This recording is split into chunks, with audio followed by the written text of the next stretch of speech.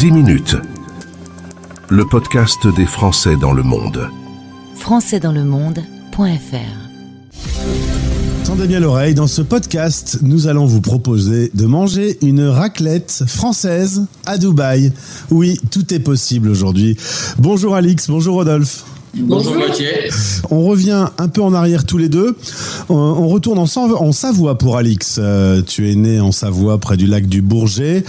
Il va y avoir les études. Tu connais Rodolphe à 13 ans, tu le connaissais déjà, celui qui allait devenir ton futur mari. Exactement. On s'est rencontrés en fait, on était dans la même école.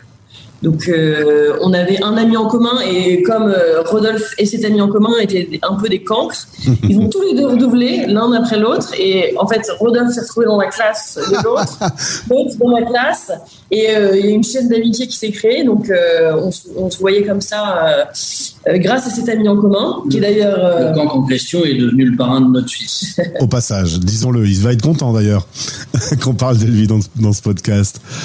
Et c'est notre témoin de mariage, enfin le témoin de Rodolphe, donc c'est toujours notre ami, malgré toutes les années, et puis voilà. Et quant à Rodolphe, né à Paris, tu as beaucoup aimé être en Bourgogne, et ça peut se comprendre, c'est une jolie région française. Vous vous retrouvez à Paris un peu plus tard, vous êtes en couple aujourd'hui.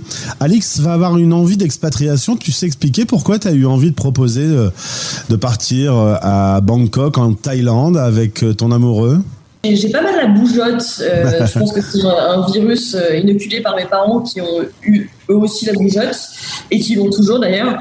Et c'est vrai que je m'étais toujours dit qu'après mes études, je souhaitais partir.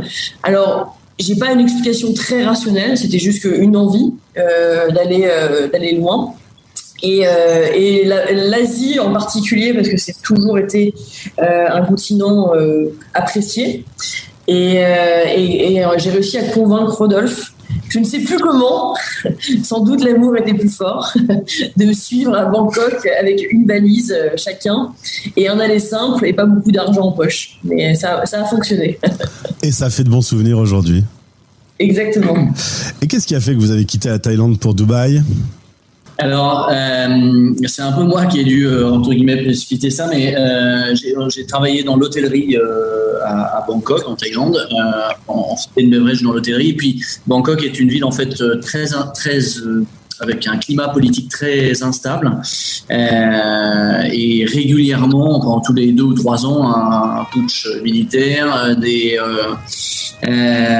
couvre-feu, etc. Donc l'hôtellerie, on a énormément pâti et moi je me suis retrouvé sans boulot un peu du jour au lendemain à cause de ça. J'ai cru que j'allais retrouver tout de suite parce que je pensais que les manifestations ça durait pas, mais ça a duré des mois et même l'offre qu'on a pu me faire à un moment on me l'a retirée en disant que finalement il n'y avait pas de position possible. Donc ça a accéléré un peu notre départ parce qu'à un moment il a fallu aller chercher ailleurs parce que moi je ne trouvais plus et voilà, et c'est dans ce contexte-là que on a commencé à chercher dans quelle ville on pourrait aller où moi je trouverais un nouveau boulot avec plein de nouvelles possibilités et où Alix pourrait elle-même aussi trouver quelque chose et qu'on ne se retrouve pas dans la situation inverse où c'est moi qui trouve et plus Alix.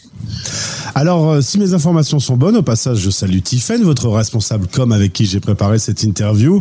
En 2016, Rodolphe, tu vas créer la Maison du Four avec 2 F, petite entreprise. On commande en ligne et tu livres des produits français aux Français expatriés à Dubaï et aux autres, tous ceux qui ont envie de bien manger, grosso modo. Et tout ça va prendre une autre dimension pendant le Covid. Le Covid où on s'est tous retrouvés enfermés chez soi, bloqués et contre toute attente. Et comme dans pas mal de business, Stéréochic est aussi né grâce au Covid, c'est une drôle de phrase, mais à l'occasion du Covid, il y a eu une explosion des ventes de la Maison du Four. Oui, absolument. En fait, voilà, on l'a dit, les gens étaient chez eux, donc ils travaillaient de chez eux, ils étaient chez eux en famille, et il y a un peu moins d'activités forcément, il faut chercher des activités à faire chez soi. La cuisine, c'est quand même probablement le premier truc auquel on pense quand on est chez soi et qu'on est un peu bloqué. En plus, c'est forcément quelque chose d'assez réconfortant. de bien se nourrir et de préparer des bons repas, ça reste quelque chose de réconfortant.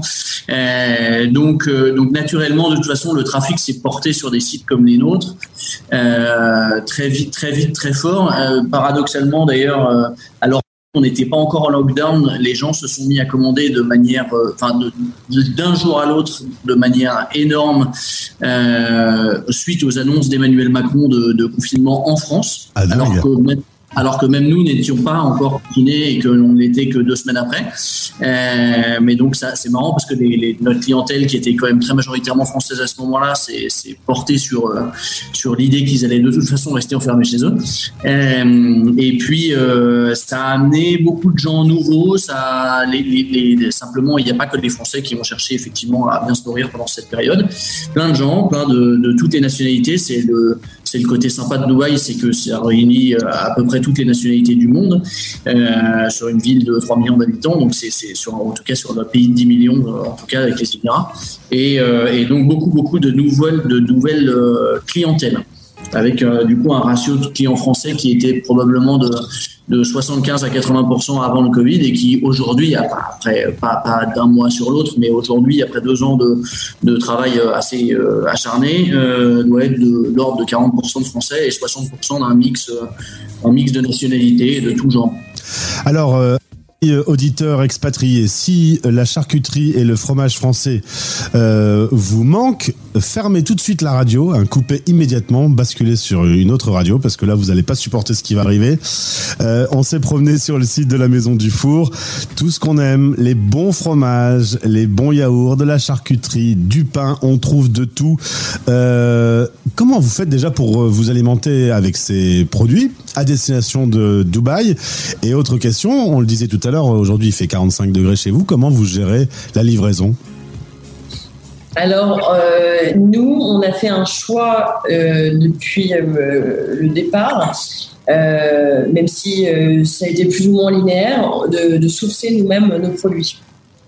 Donc, la majorité de nos produits, on les source nous-mêmes. On a des relations personnelles avec nos producteurs et fournisseurs. Donc, la majorité est en Europe. Je dis Europe, même si la plus grosse majorité, c'est la France, mais on a aussi des Belges, des Suisses, des Luxembourgeois et des Espagnols, donc c'est important. Et un peu d'Italien, on espère agrandir. Et on se fournit aussi localement, on travaille avec des entrepreneurs locaux. C'est important pour nous, ça nous tient à cœur de travailler avec des gens ici. Donc ça, c'est nous qui sourçons nous-mêmes, et on gère la logistique avec un importateur assez connu qui s'appelle Bolloré, qui s'occupe de nos shipments. Donc on a des shipments aériens et maritimes. Et pardon, excuse-moi, tu m'avais dit la deuxième question. Et la deuxième étape, c'est quand vous livrez chez le client.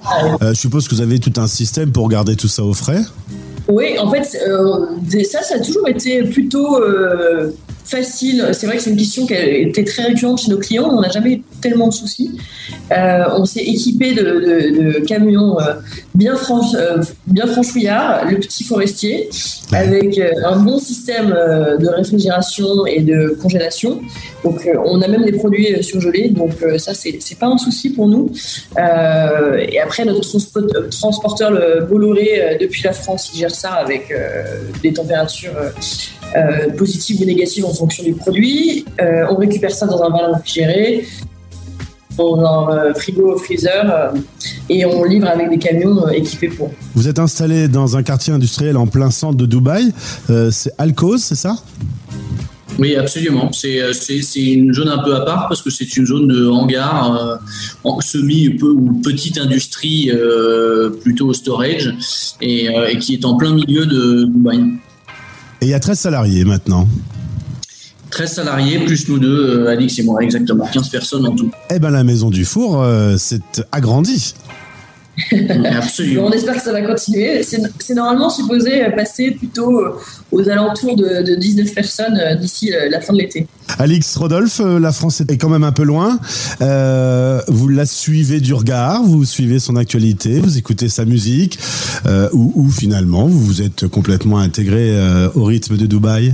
On peut dire que c'est un peu des deux. On a beaucoup de familles, donc c'est important pour nous de revenir chaque année. En plus, on a un petit garçon qui a besoin de connaître sa famille, donc on revient chaque été pour qu'il apprenne à connaître sa famille. Vous l'aurez compris, très famille tous les deux. C'est important pour nous. Et du coup, par essence, ça nous connecte à la France. Ça nous permet de garder des liens assez profonds avec la France. Et puis, on n'est pas parti parce qu'on avait un problème avec la France. On avait juste des envies d'ailleurs et de découvrir d'autres pays. Mais on sait qu'un jour, on reviendra avec plaisir en France. Et on adore la France et la représenter par nos produits, par les bonnes choses qu'on vend. Donc, c'est pas du tout une rupture d'être parti comme ça. Mais aussi, on a vraiment adopté Dubaï, qui est, on peut le dire, une ville vraiment agréable à vivre. On habite dans un oasis de paix avec des nationalités, des gens de tous les pays du monde qui vivent vraiment. C'est vraiment les gens vivent en harmonie, on est en sécurité, donc on est bien ici. On n'a pour l'instant pas de souhait de repartir tout de suite. Et j'ajouterais qu'on a effectivement la communauté expatriée française ici, ou d'une manière générale, plutôt pas que française du tout, a tendance à rester. On est toujours très surpris quand on arrive de voir que les gens sont là depuis déjà de nombreuses années et ils restent pour des longues, très longues périodes, souvent 3, 4, 5 fois plus longues que ce qu'ils avaient prévu à l'origine. Et on se fait du coup de vrais cercles d'amis au fur et à mesure du temps. Eh bien, bravo en tout cas pour la Maison du Four installée à Dubaï. Vous pouvez commander sur Deliveroo et InstaShop. InstaShop, on connaît pas ici chez nous en Europe, mais c'est très connu chez vous. Bon développement, vous nous tenez au courant pour le futur et au plaisir de vous retrouver sur cette antenne. Merci beaucoup. Merci de nous avoir reçus. Bonne journée, écouté. À très vite. Salut. Au revoir Gauthier. Au revoir.